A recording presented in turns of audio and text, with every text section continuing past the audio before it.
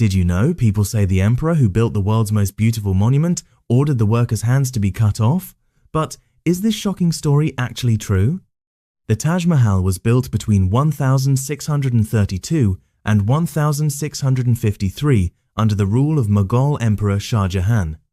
Around 20,000 skilled artisans, calligraphers, stonecutters, and architects worked on it. According to the legend, once the Taj Mahal was completed, Shah Jahan ordered the workers' hands to be cut off so they could never build something as beautiful again. But here's the truth. No official Mughal record, court document, or foreign traveller's account mentions such punishment. In fact, many artisans later worked on other Mughal buildings. So why did this story become famous? Because people love dramatic legends. A monument as magnificent as the Taj Mahal needed an equally dramatic story. So, did Shah Jahan cut off the workers' hands?